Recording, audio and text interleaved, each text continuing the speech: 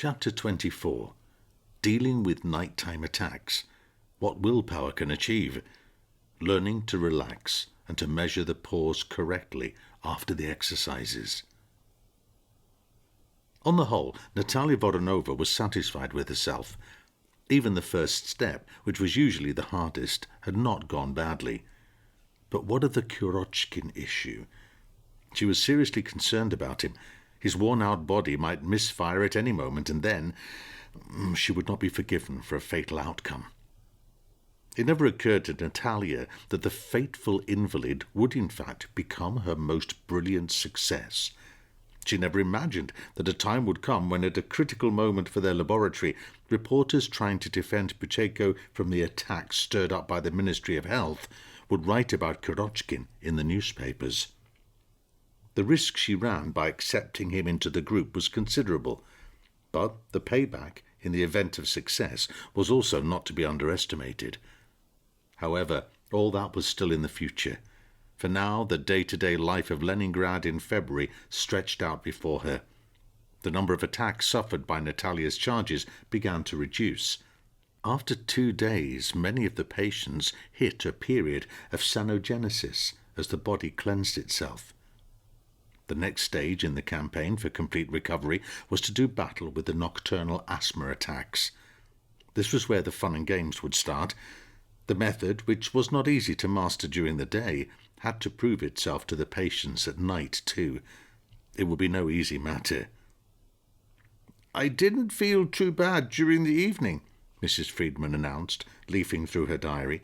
She already looked brighter, and her shoulders appeared less stooped. "But at 3 o'clock in the morning I got this feeling as though my throat was being compressed. I woke up covered in sweat. My heart was pounding and I was gasping for breath, almost fainting. I tried to use the method again to stop the attack, but I couldn't do it." She guiltily averted her swollen eyes from Natalya.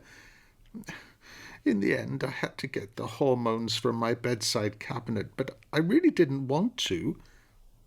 "I did explain to you," began Natalya, "if you want to get better, you have to forget about getting 8 hours sleep for the next month.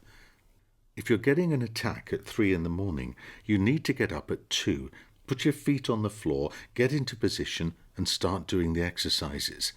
Then you'll be fine. The attack will go. You'll scare it off. For the time being, you should all be practicing the method 3 times a night, at 1 o'clock, then in the middle of the night, an hour before the anticipated attack, and finally at 5 in the morning." "But why at 5 o'clock?" the sleep-loving Mrs. Friedman asked loudly. "Mr. Kurochkin," Natalya turned to the old man, who was already visibly stronger, "can you explain to Mrs. Friedman why you need to do it at 5? "Yes, it's because your attack could shift forward from 3 o'clock to the morning," the old man replied jauntily. He was actually looking appreciably younger now, and his memory seemed to be better than that of Mrs. Friedman, who had already heard all this from Natalya. "Those attacks are tricksy things," Kurochkin continued, screwing up his milky eyes. "If you manage to hoodwink them at night, they lie in wait for you in the morning." "You can't last for long without sleep," the disgruntled Nina Friedman twisted her dry lips wryly. "That's what the night's for, rest. Anyway," she deliberately turned away from the old man to address Natalya, "the Buteyko method is helpful, of course." She looked at the women sitting near her, who had immediately begun to nod. "We're all starting to sense it for ourselves. But tell us, are we really going to have to do the exercises every hour for the rest of our lives, including having to get up at night for it? How much willpower do you have at night? How much progress are we really likely to make during the night?" Mrs. Friedman felt a sense of rising anxiety, which was making her start to overbreathe, and so she adopted the Buteyko position. She was a very diligent student. In terms of the seriousness of her illnesses, she ran Kurochkin a close second. But the night-time waking troubled her a great deal, as it did many of her fellow sufferers. It's often said that older people really don't want to sleep much, but this isn't true. They do. and the generally accepted convention that in the not-too-distant future they'll be able to sleep to their heart's content is hardly reassuring. Natalya understood that in this instance it would not work simply to tell them they must do the exercises at night. She would have to do something to convince her patients to want to do it. She made up her mind. "Okay," she pushed an unruly lock of hair off her forehead. I'll explain to you just what can be achieved even at night and why you shouldn't discount it.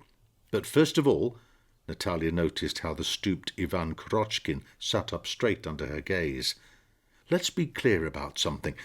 At the moment you can't sleep at night anyway without doing the exercises. What sort of rest is it when suddenly in the middle of the night you're pitched into that bottomless pit of suffocation?" "That's true," grunted Kurochkin in confirmation, wiping his moustache with his hand. "You pitch into that hole and you think your heart won't stand it." "There you are, you see." Natalya took up the narrative, pleased to receive Kurochkin's support. "You don't get to sleep properly either way. There's no escaping it. You wake up when it's got you by the throat," the women echoed in agreement. "But if you start practicing the method an hour before the attack and measure your control pause from time to time while you're doing it, then you're guaranteed to sleep between those sessions. You may only get to sleep 2 or 2.5 hours until the next session, but it's guaranteed, and you won't have to keep on doing it. Once the nighttime attacks stop, you'll be able perhaps to drop the session at 1 o'clock in the morning. Gradually you'll come to be able to drop the nighttime sessions altogether." The patients smiled, pleased at this turn of things. "Now, I'd like to talk about what can be achieved at night. At the laboratory, we once had a very sick man called Viktor Sablin." Natalya fell silent for a moment or two. The example of Sablin was without doubt one of the most remarkable recorded during the existence of the Laboratory of Functional Diagnostics. Just a simple recounting of this unusual case had a very tangible effect on any audience. However, Buteyko insisted that the facts of the case be dealt with extremely carefully. Throughout his long years of practice, Buteyko had only seen 3 or 4 similar cases, and he had made his famous discovery back in 1952. "They confirm that an outcome like this is possible in principle, but is extremely difficult to achieve," he had said on more than one occasion to a small circle of like-minded associates. "If it seems to be of crucial importance, you can tell your patients about these cases, but you must warn them at the end that not everyone can hold their breath with such exceptional force of will. Indeed, it will often lead to a negative outcome. Also, it poses particular risks for patients with heart conditions. Ultimately, patients are cured not by holding their breath, but by reducing the depth of their breathing. It's true, the depth of inhalation can also be reduced to extremes, but that, as the saying goes, is for the chosen few." And Buteyko would chuckle enigmatically. This seriously ill patient was called Viktor Sablin. Natalya broke the attentive silence in the crowded room unhurriedly, as though she was still pondering the matter. He was a short, stoutish man of about 45. He came to us at the laboratory of his own accord. He wasn't dragged there by anyone. He simply felt he had nowhere left to turn. He was so tormented by his illnesses. He was a lathe operator at a factory in Novosibirsk, and by the time he turned 45, he had managed to damage his health to such an extent that there was practically nothing more any of the hospitals in this major Siberian city could do for him. "While you're listening to me, don't forget to practice the method," Natalya reminded her patients, who were becoming lost in her story. "Adopt the position, relax, take your pulse, and measure your control pause as I taught you, and breathe gently. Gently." She corrected the posture of one of the patients sitting nearest to her by adjusting her shoulders. "Everyone sit up straight, nice and straight. Relax. Your stomach should be soft and relaxed, not tense." Natalya checked to see how well the patients in the front row were following her instructions.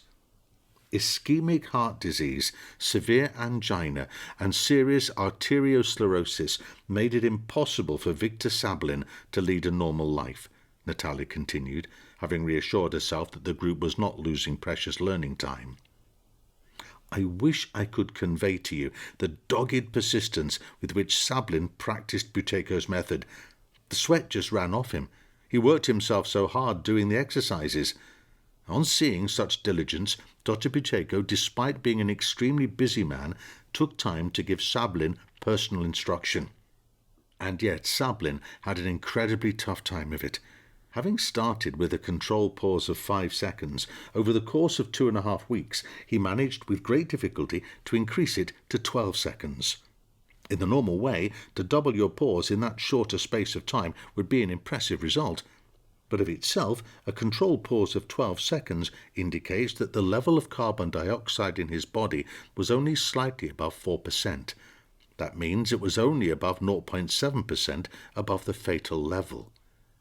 Natalya used her pointer to indicate the relevant column of the table of pulmonary ventilation criteria, showing the correlation between the control pause, alveolar carbon dioxide, and patient health, which hung behind her. The patient's body had been terribly damaged by deep breathing, so many of the mechanisms essential for life were seriously impaired. And, although unsurprisingly, patients who are gravely ill generally progress with the method more quickly than patients with less serious conditions, nothing like this had been seen before. The tremendous willpower of this individual was incredible, exceeding all expectations. What's more, Natalya looked at Mrs. Friedman, who was holding her breath. This extraordinary phenomenon happened paradoxically during the night, the long, deep Siberian night. Seeing that he was lagging behind the others in his group, Sablin redoubled his efforts. By the end of the month, his control pause had gone up to 25 seconds, and his maximum pause was 45 seconds. When he succeeded in raising his CO2 levels to 5%, the quality of Viktor Sablin's life improved considerably, but he was still unable to completely rid himself of angina attacks, and this was what he complained of the most. As you already know, Natalya turned to the table again, a person only becomes healthy when they have accumulated at least 6.5% carbon dioxide, that long disparaged, but as it turns out, life-giving gas. Sablin had already left our laboratory and was practicing the method on his own at home, but the nocturnal angina attacks were still making themselves felt from time to time. Then, on the night of the 17th of January, a date Viktor Sablin would remember for the rest of his life, a miracle occurred. Natalya paused. Yes, there really is no other way to describe it. It was a genuine miracle, and I'd like to point out, she raised her voice, it was not an asthmatic who experienced it, although our enemies don't want to hear about anything other than asthma. Indeed, they don't even recognize the success of the volitional elimination of deep breathing in treating asthma, much less a patient with heart problems. What happened with Sablin was as follows. With an awkward movement, Natalya almost knocked the jar of clean spatulas off the table, causing the women sitting nearby to jump in surprise. That night, Viktor Sablin woke up at 1:30. For several days he had not been troubled by his heart while he was asleep, but now he suddenly experienced an acute angina attack. Sudden chest pains and an increased heart rate overwhelmed him to such an extent that, furious with his insidious persecutor, Sablin took a snap decision. Either the angina attack would choke the life out of him that very second, or he would die. But he would not take a breath until the attack stopped. At the point of ordinary exhalation, he held his nose and exerted all his willpower, and I should emphasize, Sablin was a man with extraordinary willpower. By this point, his maximum pause was in the region of about 50 seconds, but that was not enough to save him. When the hand on the stopwatch crept up to this figure, which was his absolute limit, he still didn't let go of his nose. God only knows what Viktor Sablin experienced next, but even when he had been holding his breath for nearly 80 seconds, he still continued to hold it. Then suddenly, when the length of the pause reached 1.5 minutes, Sablin felt a sort of jolt inside his head. It felt as though someone had flicked a switch, and at that very second the attack ceased. He let go of his nose, which he'd been holding with his right hand, and for a few minutes sat motionless.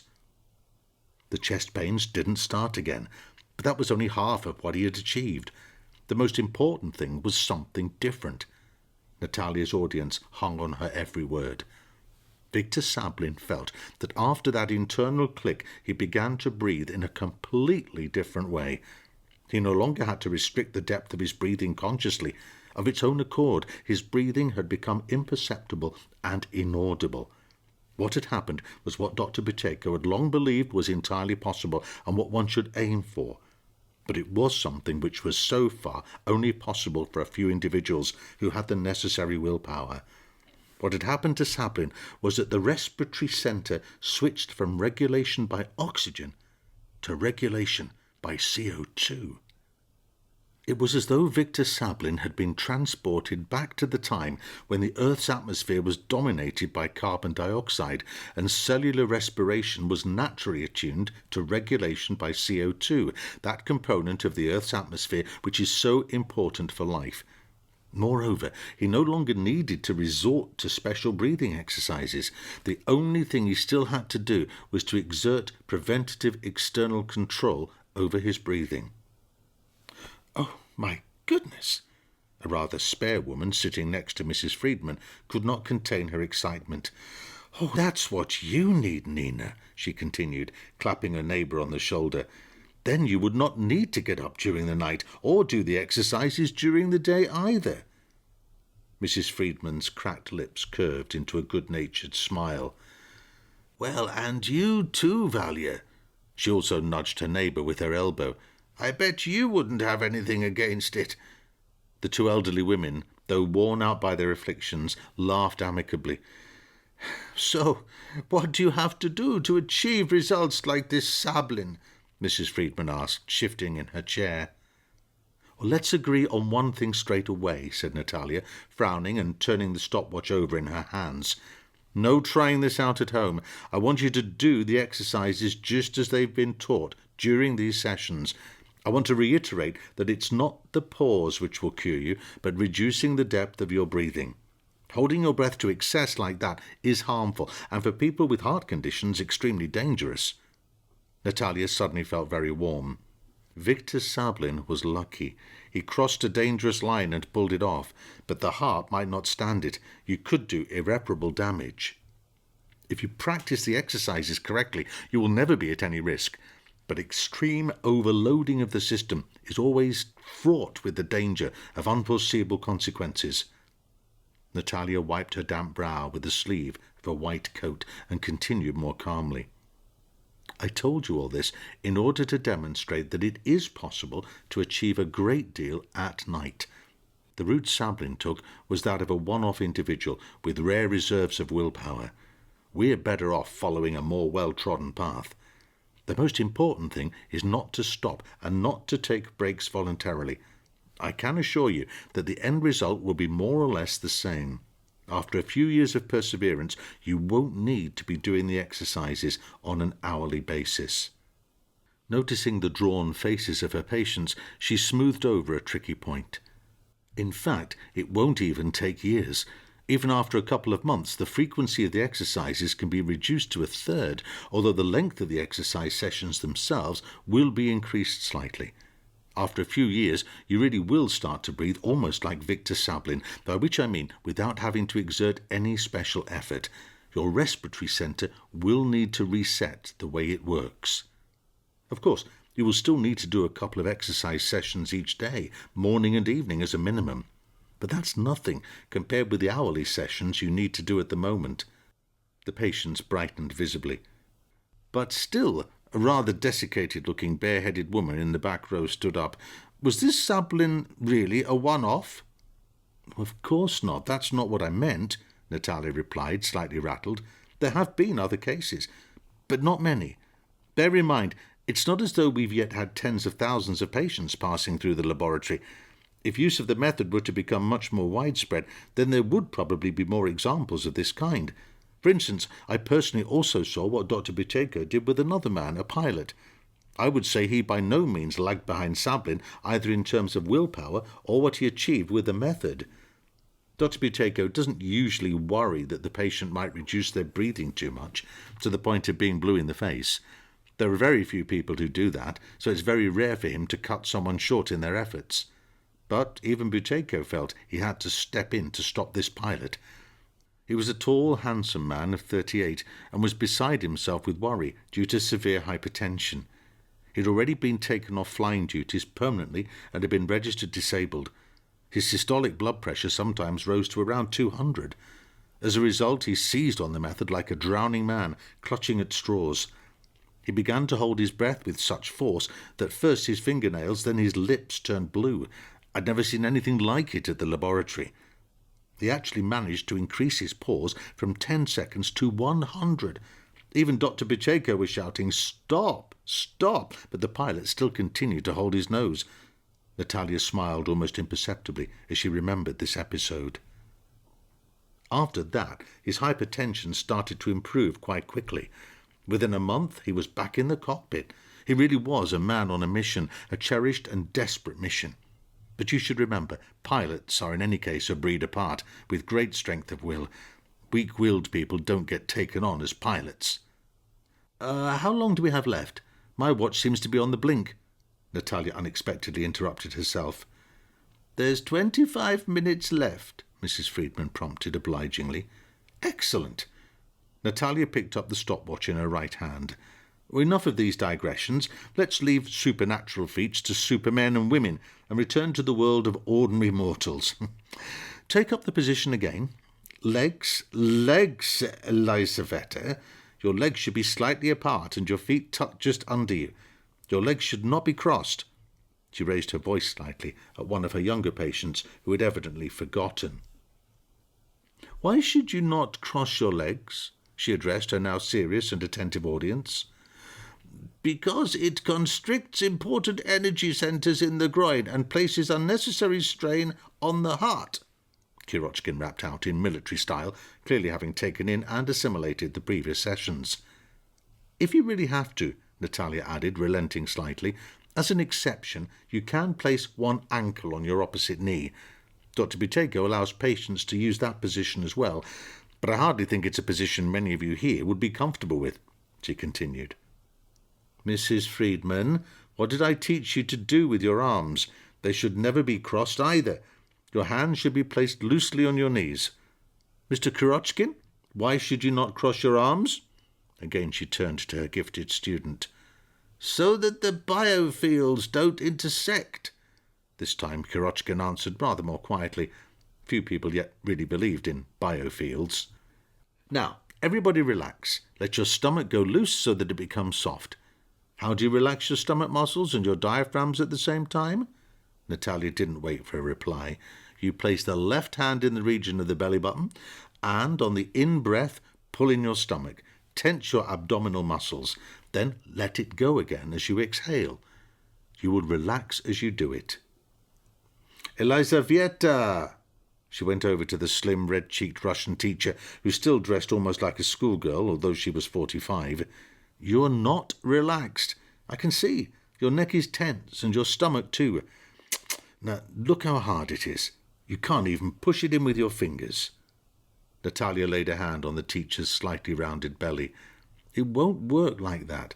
The method is most effective when you're relaxed. If you're tense, you won't feel the benefit." "But what can I do?" Elisaveta asked, almost in tears, straightening her brown uniform-like skirt, which had ridden up above her knees.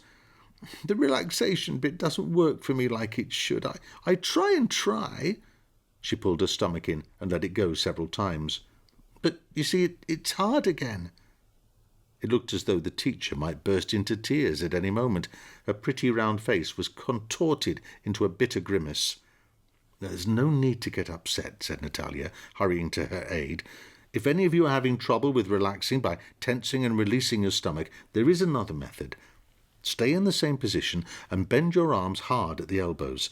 Clench your hands tight until your knuckles are almost white, and tense your whole body as hard as you can. Your whole body, the muscles in your neck, arms, legs, and stomach should be tensed to the utmost." Natalya demonstrated how it should be done, unwittingly showing them her well-toned figure as she did so. Hold that tension with all your might, as hard as you can, and when you feel you can't bear it any more, let everything go by throwing your hands out like so. And she unclenched her hands. Relax. That's a rather more energy-intensive method, of course, but it's pretty much fail-safe. So, is it working? Natalya asked the teacher, who had tensed her muscles so hard that the veins in her hands and arms stood out. Yes, that seems better, Elizaveta replied, delightedly unclenching her whitened fists. Excellent. Everyone's sitting as they should be. Now, we'll measure your pulse and control pause. Natalya flicked on her stopwatch. Remember your readings and write them in your diaries. Elizaveta, what did you get?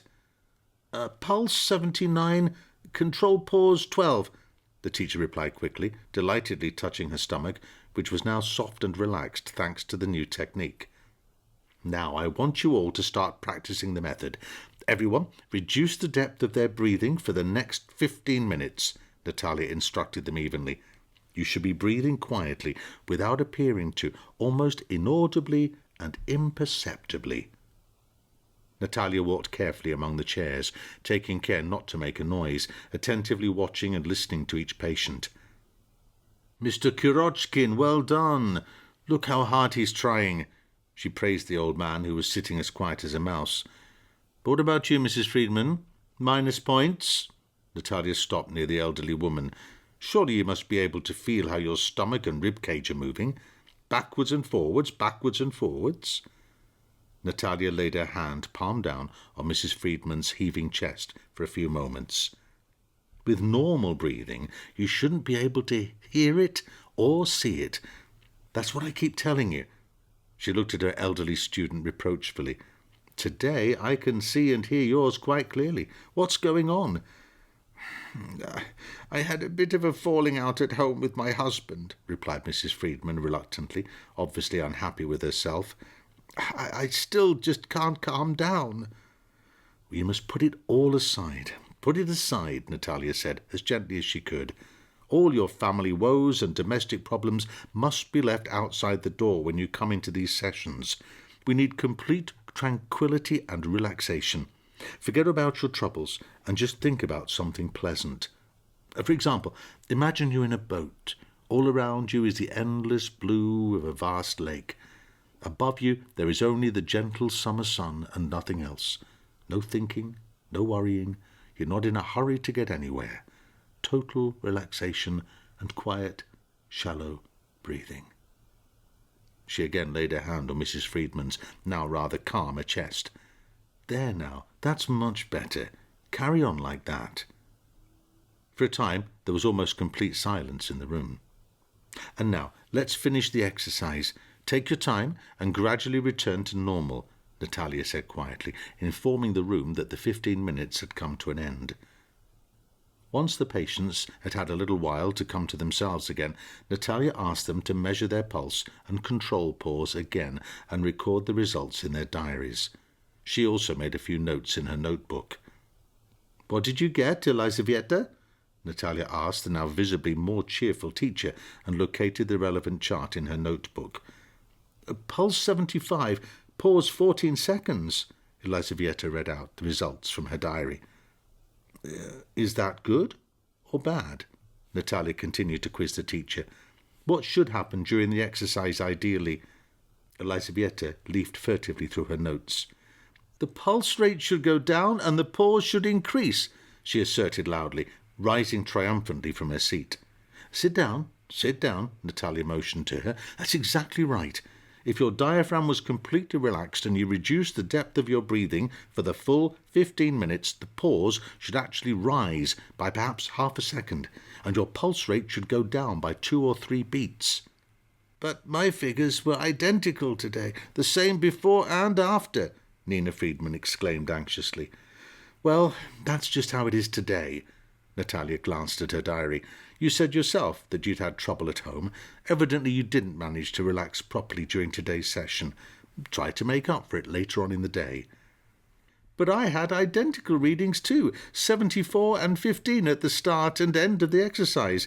A woman with high cheekbones, seated next to Nina Friedman, looked suspiciously at Natalya. And I've not argued with anyone. Nevertheless, you've nothing to worry about. Natalya took the diary from the woman's hands. Look.